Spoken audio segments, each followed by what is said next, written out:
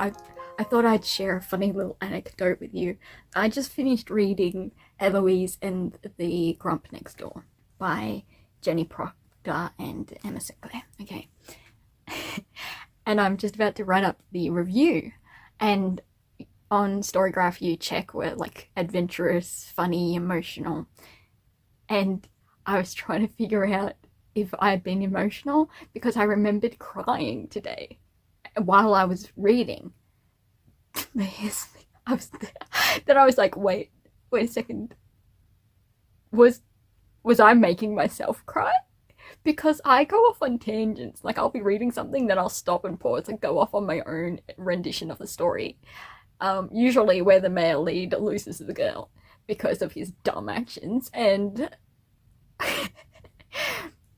and I was bawling my little, I was crying so much, but I think it was in my own rendition. I've just been really emotional today.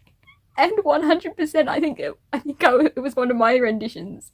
Because the main girl would send letters back and forth to the grandma, and the main bloke was like, you haven't visited your grandma in so long. Anyway, but I came up with an alternate plot line where the girl had a reason why she hadn't visited. In my version, the whole town was kind of against her, had this prejudice because she hadn't visited grandma, and it was just like the letter that I came up with that the grandma had written to our poor girl who had gone through so much and thus was the reason she couldn't visit.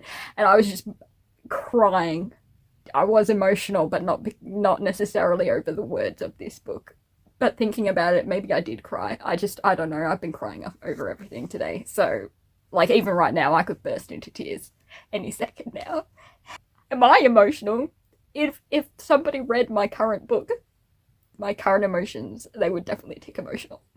But it's so funny. I was like, wait a second. Was it sad?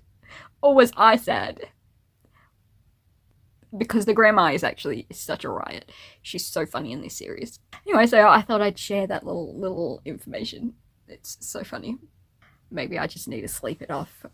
I am considering just moving on to the next book in the series because I enjoyed it. And I do have a pile of other books that I could read instead, but will I most likely just start on the next one? Probably.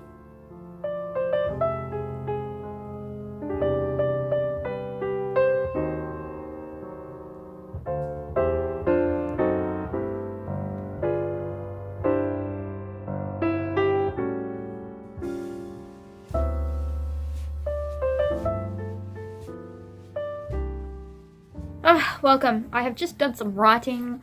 I've got my video ready to go for tomorrow. I'm all dressed up, ready to go to a concert where they're doing Narnia and How to Train Your Dragon music. Like a symphony performance it's going to be. So that's why I'm ready. We're going out for lunch first. It's probably just going to be takeaway, let's be honest, because I have cravings for takeaway about every single day and every single minute, but we're gonna go do that. So with Gerald and I are going to go and symphony it up. Would it be strange to take a notepad? Yeah. Is it wrong to take a notepad with me to the symphony and while they're symphonying it up, do some writing? Is that weird? Because I listen to Narnia and How to Train Your Dragon music when I'm writing. So then it will just be live music while I'm writing. If they judge me. They aren't going to become authors, are they? I might not either, but Lord willing, I will become an author. And then they'll be like, wow, so that's what she does. She goes to live performances of excellent music and gets inspired and writes. And that's pretty impressive. Anywho, so I'm going to go to the symphony, also eat some junk food. It's going to be great. It's also cooling down. The sun is out though, so I might mosey on out to the veranda and maybe do either writing or reading.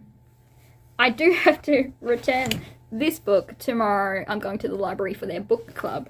I did discover that the audiobook is available on Spotify, so I have a way to read it. But I'm also doing a video for it, so maybe I should just buy it, but I should read the book and then buy it if I like it, and then when I'm doing the other half of the video, I can wait for it to arrive. But I might read some of this and make my notes for the video.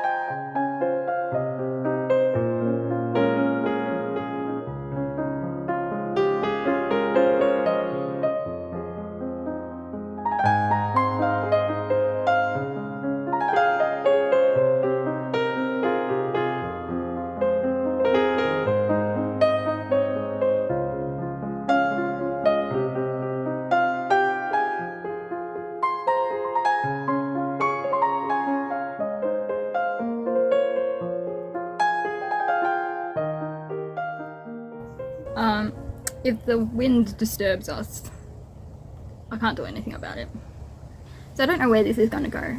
I don't know whether it's going to be a really tiny video for like April, because the chronic illness has been kicking my butt this month. So it's been like 3 weeks of pain, one of those weeks with nausea, and it's still going. It's ongoing right now. My best friend has been my heat pack, medicine, and just really that's all you can do.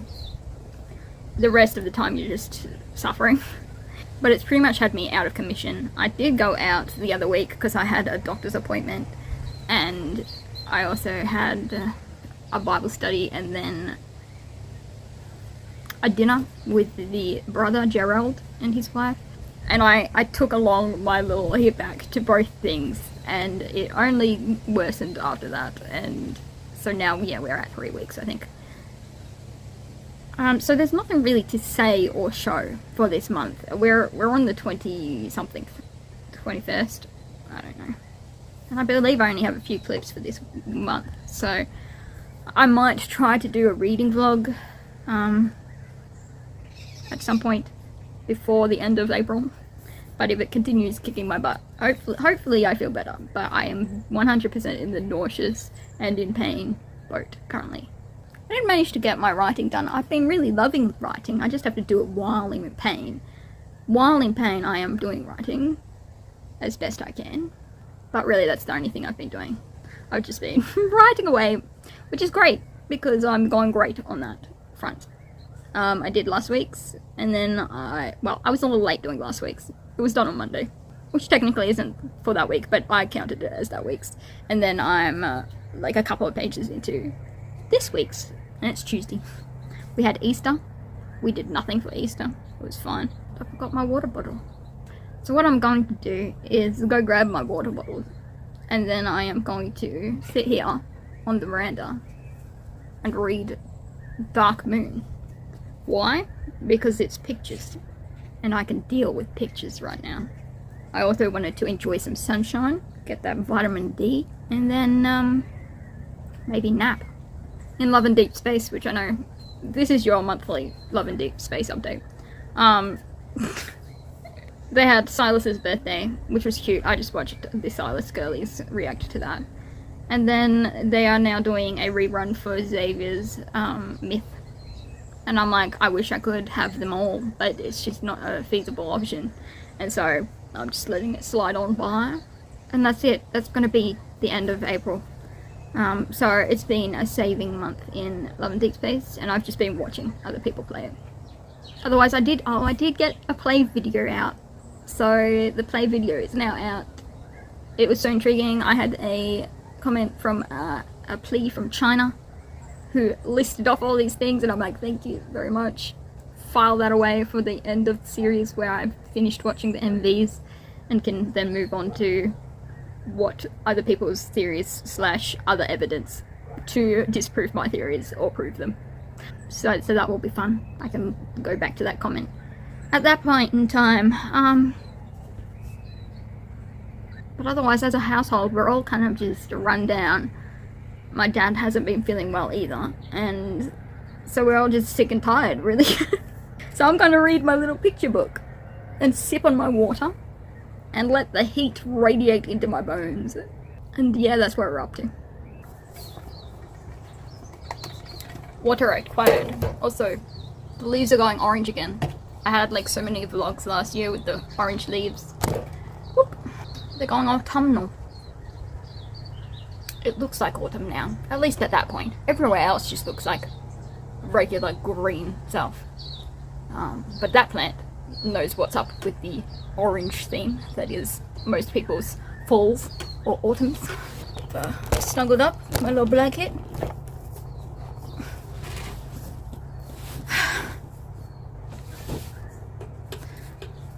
Now I can nap.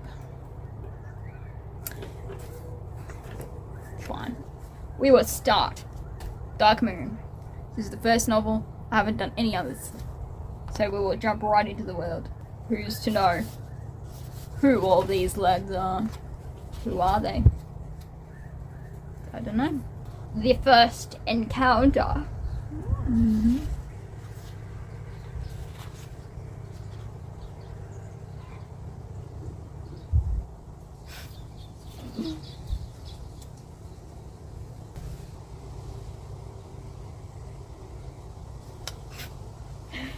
Just killed him off.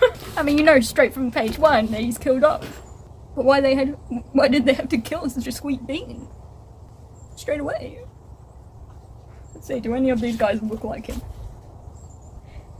Not really, to be honest. Poor baby boy.